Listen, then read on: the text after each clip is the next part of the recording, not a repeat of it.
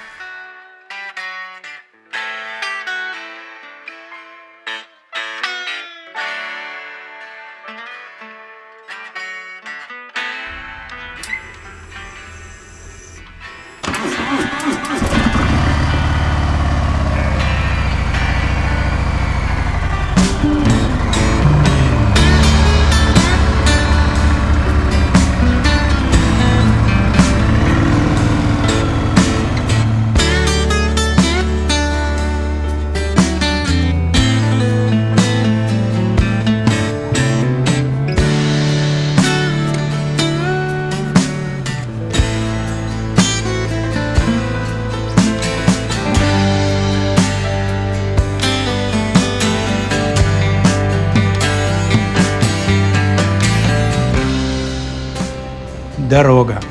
Для одних необходимость, для других работа. А для меня путешествие. Это должно было стать нашим первым совместным мотопутешествием. Поэтому хотелось, чтобы все прошло, если не идеально, то как минимум хорошо. Но май выдался холодный и мокрый. Постоянно дул сильный ветер, лил дождь, а температура опускалась до 5 градусов. Даже в конце месяца погода не спешила налаживаться. Прогнозы упрямо сулили ливни, смывая последние надежды на солнце. Там, куда лежал наш путь, все было затянуто дождями с порывами ветра до 60 км в час. Совсем не то впечатление для первой поездки. За 12 часов до старта я даже раздумывал поменять направление и отправиться в совсем другую сторону. Да, там было солнечно, но грозовой фронт все равно нагнал бы нас через несколько дней. В конце концов, устав от сомнений, решили, будь что будет, доедем до первой точки, а там будем корректировать маршрут по факту. Первый день, как и было обещано, был солнечный, относительно теплый, с умеренным ветром. Впереди лежал длинный перегон по автобану, никаких забот. Просто наслаждались хорошим днем, ровной дорогой и приятным заблуждением, что так будет и дальше.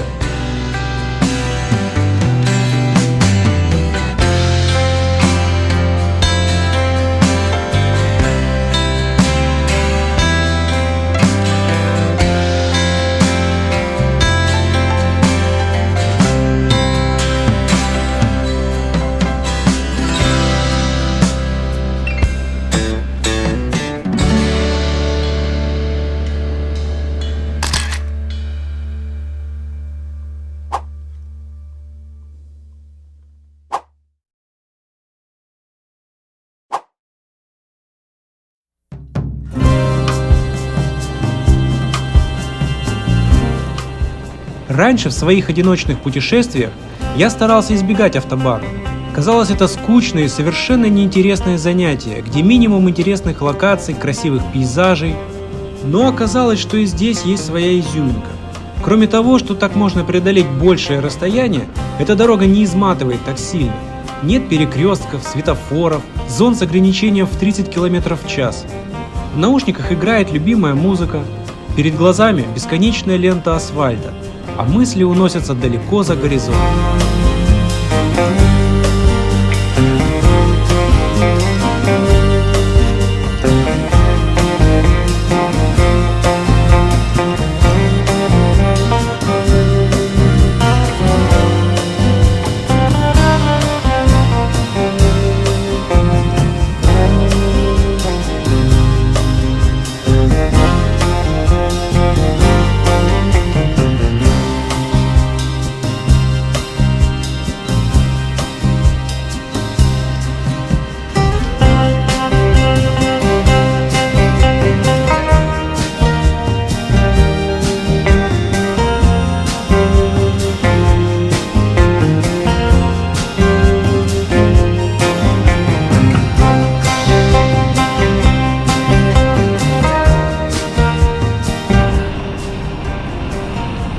Франкфурт.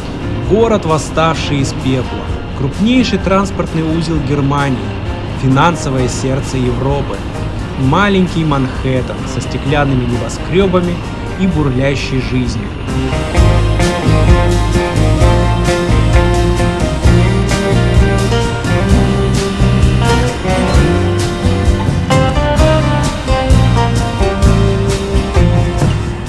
и вопреки прогнозу сухо.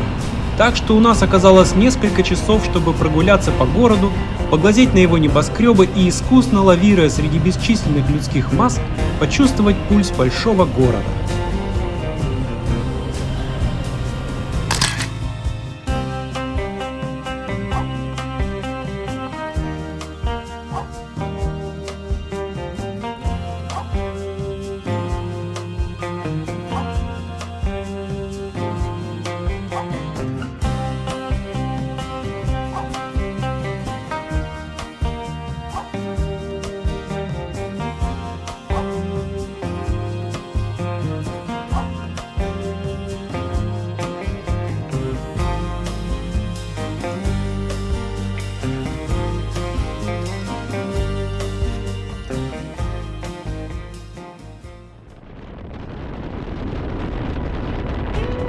Утро встретило нас ровно так, как и обещали синоптики, противной изморосью.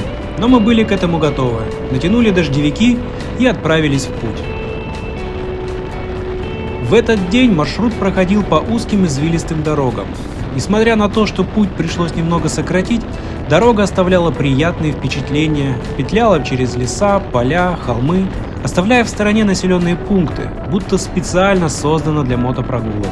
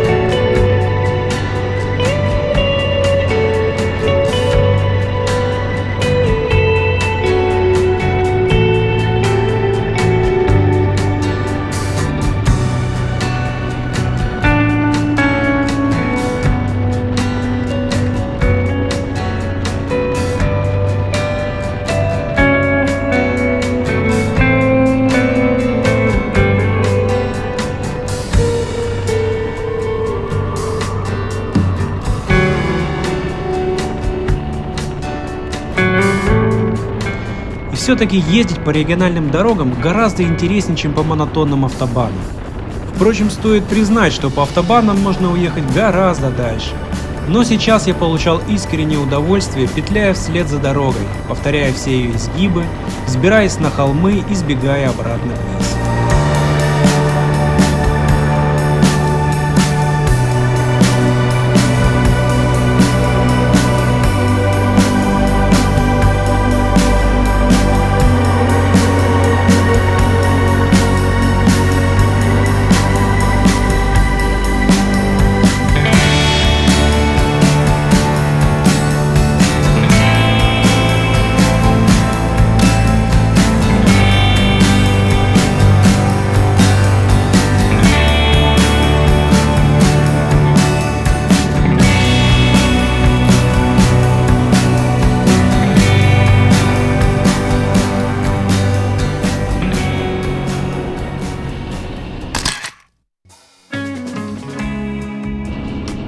Заехав во Францию, нас встретили небольшие деревушки, поля, леса.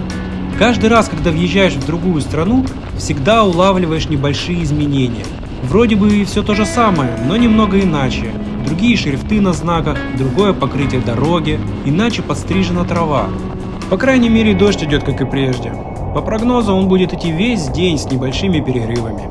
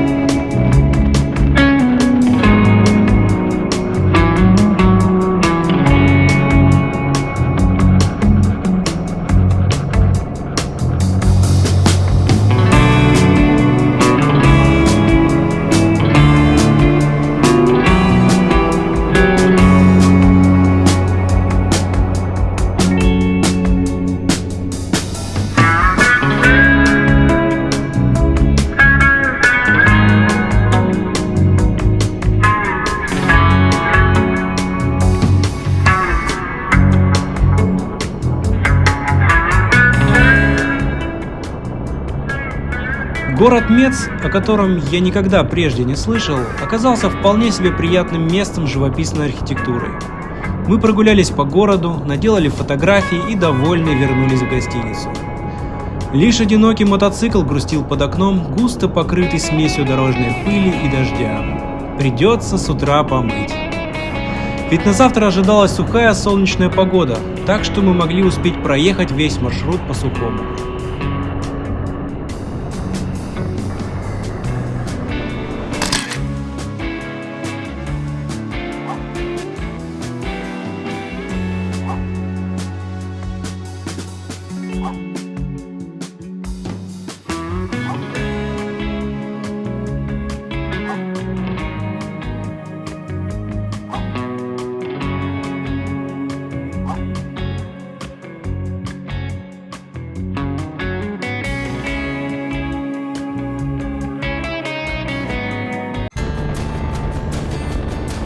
Новый день.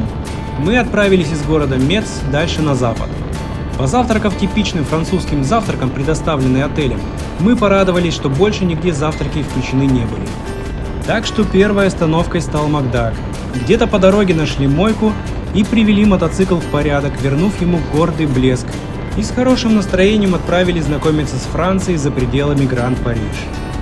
Дорога пролегала по большей части через сельхозполя, щедро утыканные ветряками. День выдался прекрасный.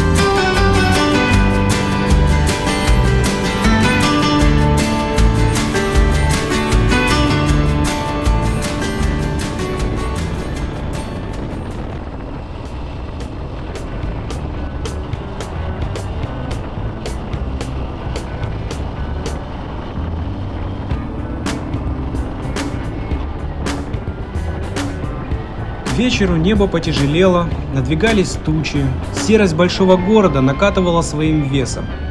Но у нас была еще одна остановка, так, для галочки. А я забыл выключить камеру.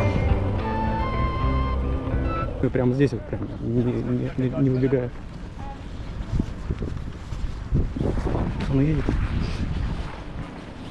Оп-оп-оп-оп-оп-оп.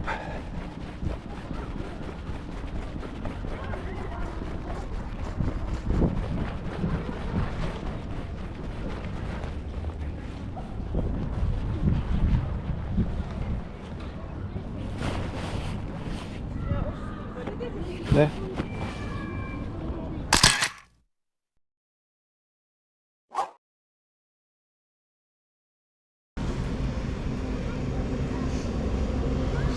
Час. А? Час ехать. Смотри.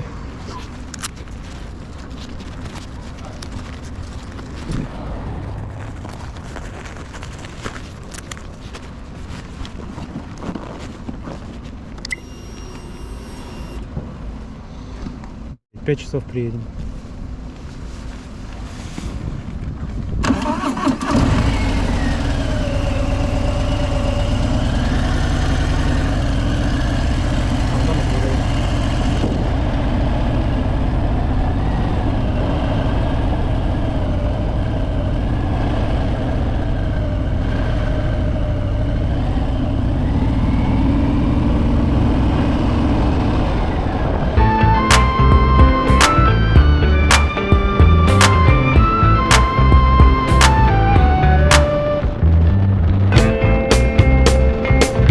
Остаток пути мы проехали по местной кольцевой дороге. Движение было очень хаотичное, в особенности из-за двухколесников, которым было разрешено двигаться в междурядье. Впрочем, я быстро втянулся, благодаря чему нам удалось проехать все пробки почти без потерь во времени. Если бы еще не мелкие неприятности с навигацией и заселением, но приехать во Францию и не заехать в Париж было нельзя.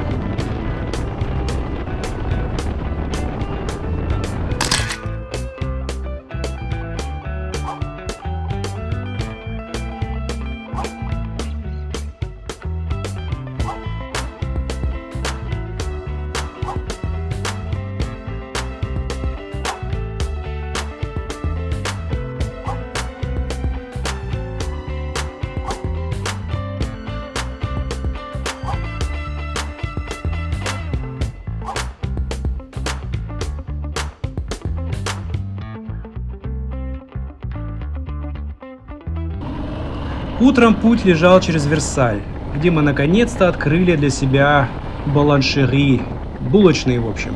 Отныне никаких Макдональдсов. Говорят, сам город тоже красивый, но у нас иначе расставлены приоритеты. К моему удивлению, Париж нам понравился. Интересный город с безумно красивой архитектурой исторического центра. Правда, постоянные напоминания о криминальной обстановке немного настораживали. Как сложно было заставить себя выйти в город после дороги, так же сложно было закончить прогулку и вернуться в номер. Легли спать уже за полночь. На фоне впечатлений мы даже не сильно заботились прогнозом. Оставалось только ехать дальше по плану. А после завтрака, вопреки логике, мы продолжили движение по региональным дорогам, продвигаясь дальше на запад. В планах были и мемориалы высадки в Нормандии. Хотелось успеть до дождей. С каждым километром ветер только крепчал, порой приходилось буквально бороться, чтобы удержать голову прямо. Что ж, музыку погромче и вперед!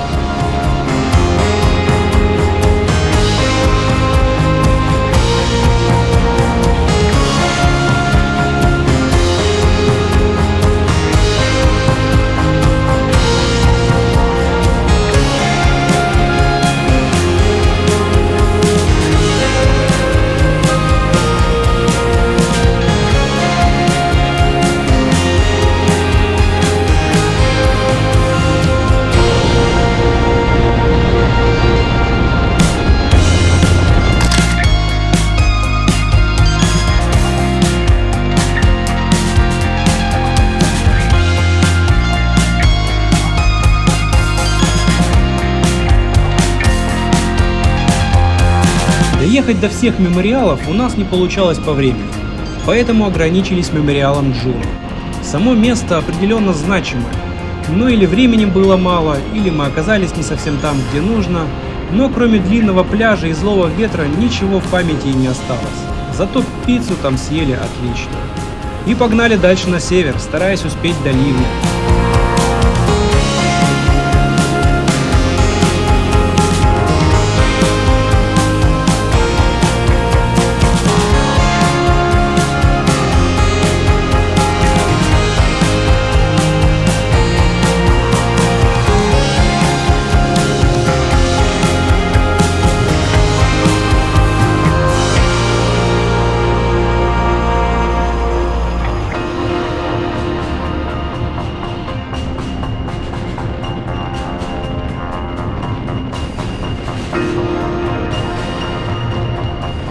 Мост Нормандии, вантовый мост, который хотелось увидеть, снова не задал впечатлений.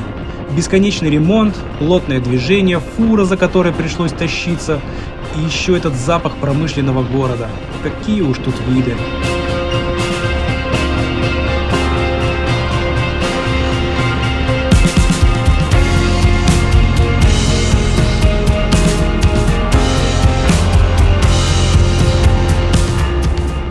Про Этреtat я узнал довольно давно. Огромные белые утесы с арками, которые я видел на фотографиях, зародили твердое желание когда-нибудь там оказаться. И этот город неумолимо приближался, как и сильный ливень, виднеющийся на горизонте свинцово-синего неба. К счастью, нам снова повезло. Успели как раз, чтобы переодеться и быстренько пробежаться вокруг, сделать еще несколько замечательных фотографий. После чего дождь зарядил в полную силу. Ну что ж, делать там все равно больше нечего.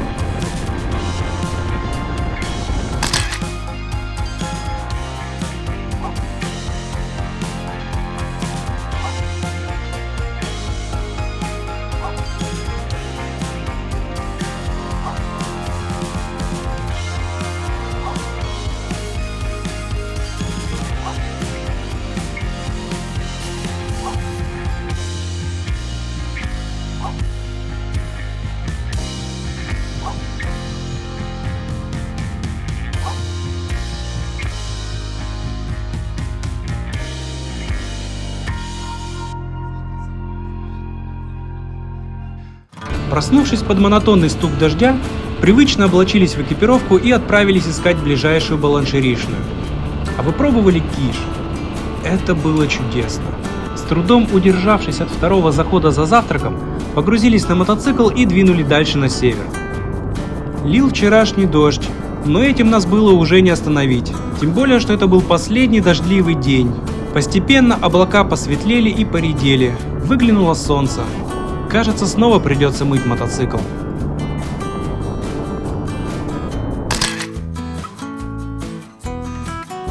Как же здорово ехать, когда стоит ясная погода. Становилось жарко, и в какой-то момент мы решили наконец снять дождевики. Остановились, начали раздеваться, и тут нас накрыл сильный порыв холодного ветра. Мы разделились во мнениях. Лично я решил остаться в полном экипе, и оказался прав. Ехать без дождевика стало очень некомфортно. К тому же мы выбрались на быстрые дороги, поэтому вскоре снова остановились утеплиться и выпить кофе.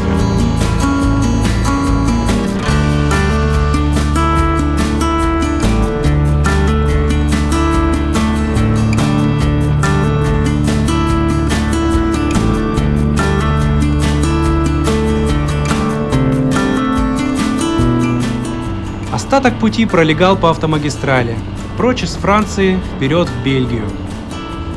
Когда я только собирался отправиться во Францию, делал ставку на Этрета и Мемориалы. Париж был всего лишь промежуточной точкой. Но вышло наоборот. Париж оказался фаворитом, и туда надо будет обязательно вернуться.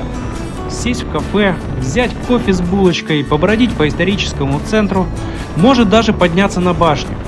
Одного дня там однозначно мало. Было бы интересно добраться и до юга Франции. Думаю, это будет совсем другая Франция. Что ж, звучит как план. А пока двигаем в Бельгию увидеть славный град Брюгге.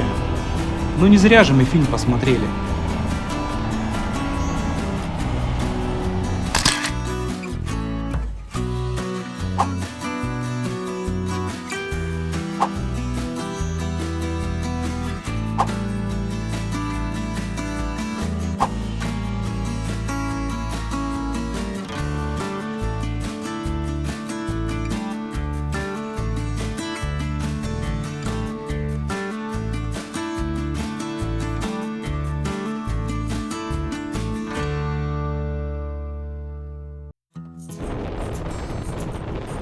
Брюгге оказался милым городком с живописными домиками в центре, обилием каналов и мостиков. Мы с удовольствием прогулялись по чудесным улочкам, вкусно поужинали и отведали бельгийских вафель с чашечкой кофе. Домой возвращались снова затемно. Несмотря на то, что у меня были завышенные ожидания от этого города, все же разочарован я не был. Жаль, что не хватило времени познакомиться с городом Дехаан, в котором мы ночевали. Мы лишь с утра дошли до побережья. Но какие же там вкусные панини. Панини. Ну что поделать, пора в седло, вперед в Брюссель на поиски знаменитых писающих статуй.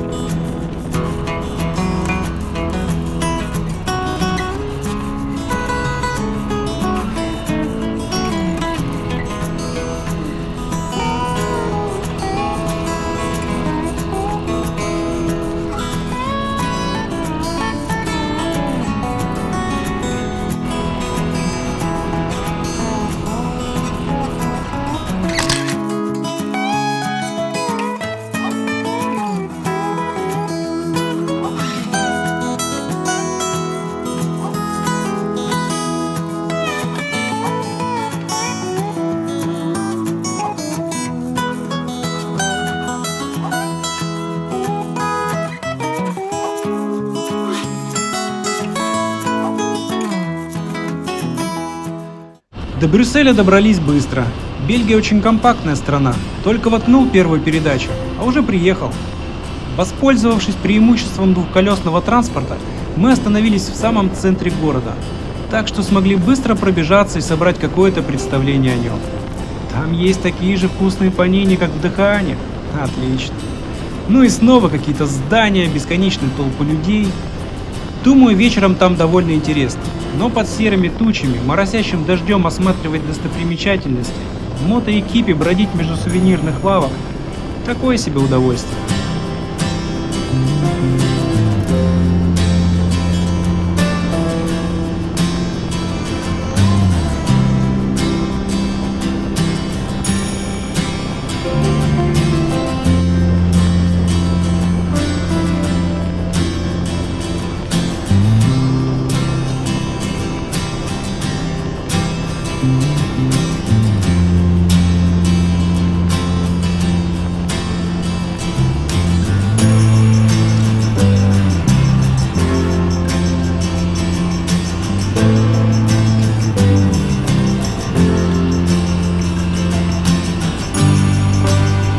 самом деле наш маршрут закончился еще до Брюгге.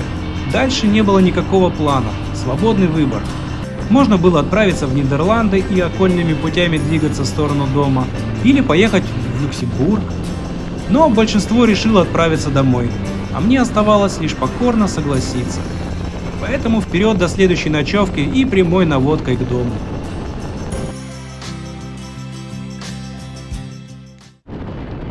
Последний день путешествия. 700 километров серого асфальта немецких автобанов. Ясный солнечный день, и впервые за все время можно было снять с себя уже порядком надоевший дождевик.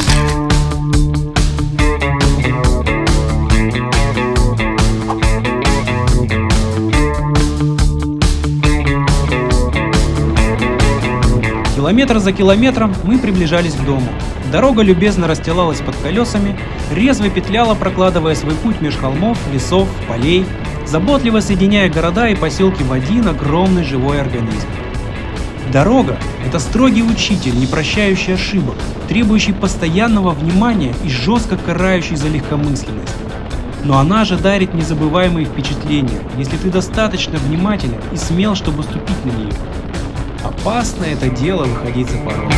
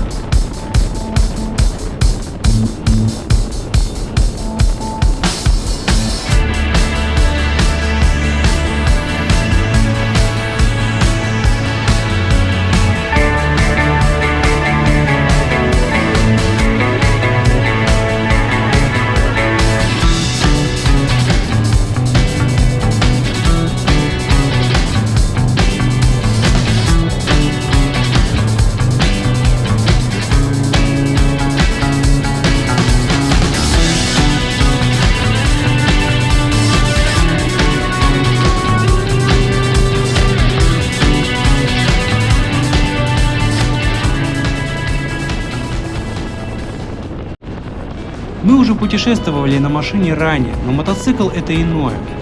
Это единение с дорогой, ощущение потоков ветра, запахи полей, свежесть горных озер. Это полет, словно медитируешь в эпицентре шторма, плавно покачиваясь в воздухе. В этом удовлетворение, но в этом и опасность. Ведь ты катастрофически уязвим, ты невидимка на дороге, и только от тебя зависит, сможешь ли ты пройти этот путь. А пока мы подъезжаем к дому, можно подумать, куда отправимся в следующий раз. Впрочем, это будет уже совсем другая история.